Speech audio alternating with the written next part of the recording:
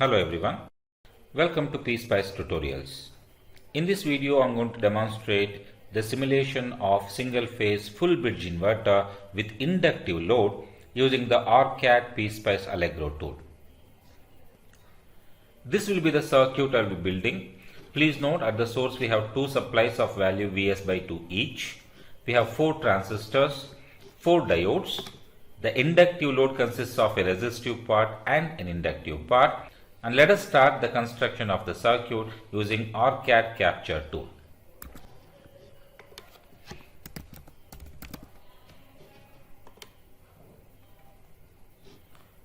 I'm going to start by constructing a new project here. I'll name it as full bridge inverter. I'll make sure the type of the project is PSpice analog or mixed AD. I'll select a location for saving all the files. Right. After specifying all the values, click OK. Here you will be asked whether you want to create a project upon an existing project, but here I want to create a blank project, so click on that, press OK, and that will take you to the schematic window. Let us start placing parts here, but the place part window is not visible, so click on this icon here and it will enable. Let us start by placing the DC source first. So search for VDC.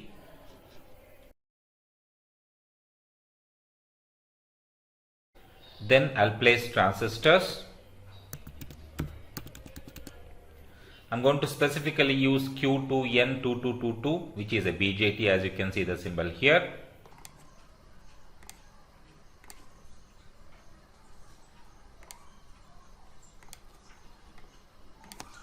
I'll horizontally flip this by clicking on the icon,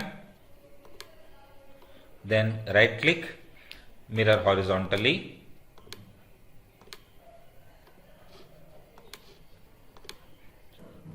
I want 4 diodes as well, so I'll go for D1N1190.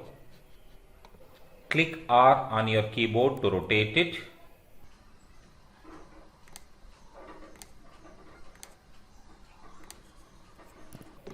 Now let us place the load.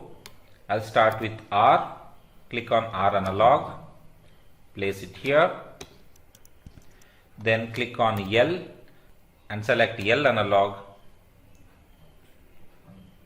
place it here. Right, we have placed the components. Let us start the wiring. Click on this icon here and start connecting the components.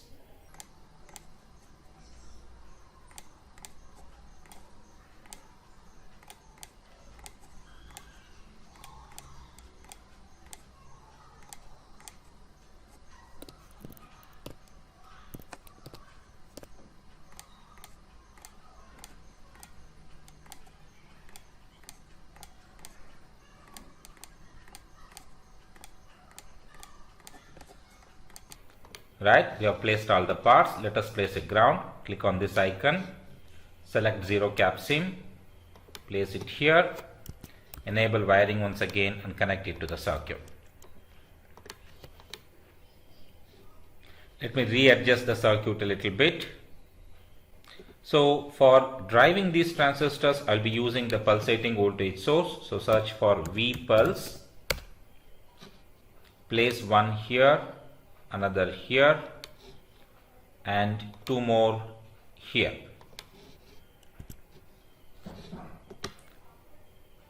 Let us start naming the transistors correspondingly. This is Q1, this is Q2, this is Q3 and this is Q4.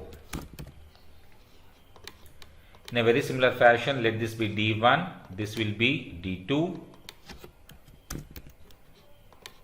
this is D3, this is D4. Now let me give the values for these pulsating voltage parameters. V1 be 0 volt, V2 be 5 volts. The delay for Q1 is 0. Rise time be 3 micro. Fall time is 2 micro. pulse width is 5 milliseconds, and let the overall period of operation be 20 milliseconds. The same settings have to be given for Q2 as well.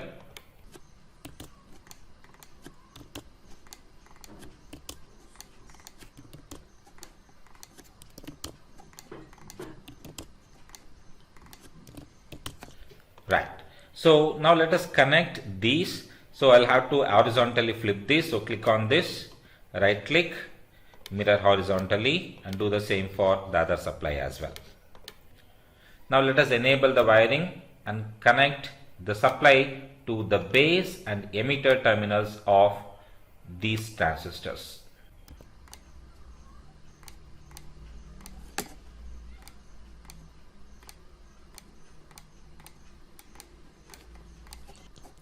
Now let us come to the other two transistors, that are Q3 and Q4. We have to make sure they do not conduct when Q1 and Q2 are conducting. So the values for V1 and V2 here will be same again.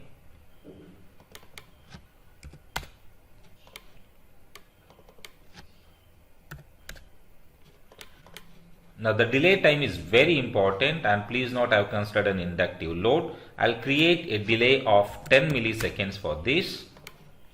Rise time and fall time remain the same.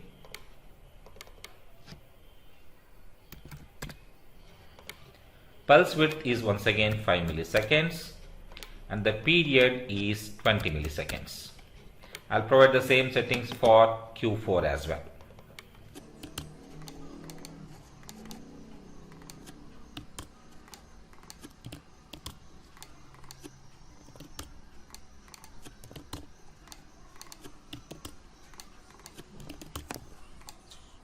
Right. Now coming to the supply, I'll give the value of this as 100 volt. Now the connections are complete. Let us assign the values for the load here.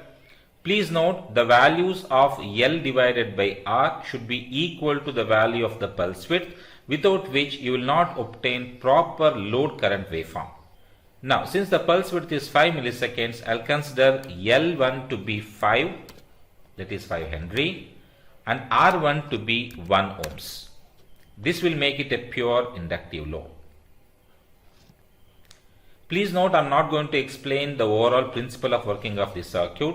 I already have a video made on that. I will leave a link of the same in the description below, or you can click on the link shown at the top right corner right now.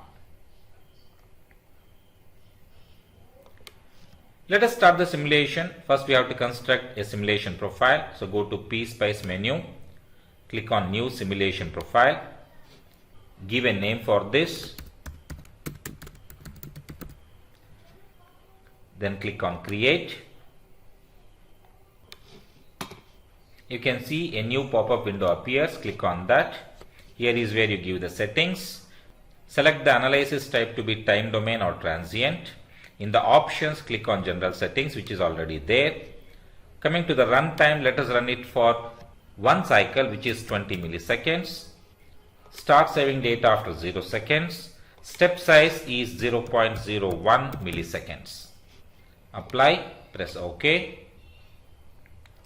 Now you can see the run button is shown here. That means we have given the simulation profile. We have constructed the circuit as well.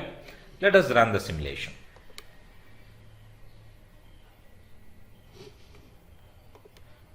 Right. So we got the simulation window here. That means there were no errors in the construction. Let me go back to the circuit and place markers. I'm going to select first voltage differential marker. I'll place one across the supply, one across the load. Further, I'll select a current marker and I'll connect it across the load terminal, and that will give us the load current waveform. Let us rerun the simulation. Right, now we can see the waveforms here. Let me just separate them and put it in different windows.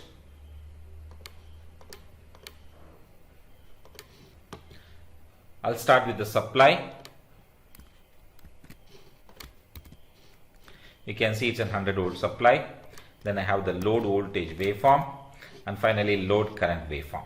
Let me just eliminate these grid lines very quickly and change the background color as well. Right? I'll thicken the plots now. So right click on it, select trace property. You can increase the width of the waveform. I'll change the color also for clear visibility. Right. So that's about it. Here we have the DC source which represents 100 volt. This is the output voltage and this is the output load current waveform. You can see the load current is very proper here. It swings between 0 to 5 milliseconds properly, and this is mainly because we have selected the values of L divided by R equal to the value of the pulse width. If I change this, if I just let us say make it as 5 milli instead of 5 Henry, you can see the change in the output load current waveform.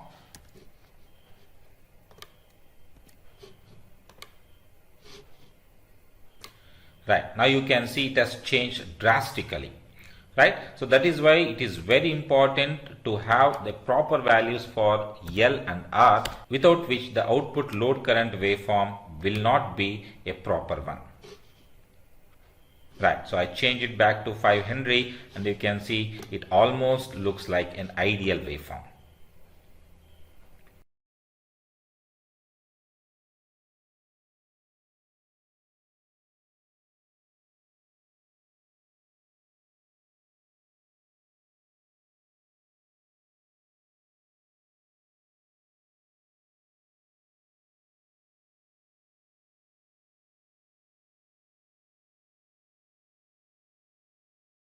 Right, that's about the simulation of the full bridge inverter using OrCAD PSpice Allegro simulation tool. If you like this video, kindly like and subscribe to my channel for more videos on power electronics. Thank you for watching. Have a good day.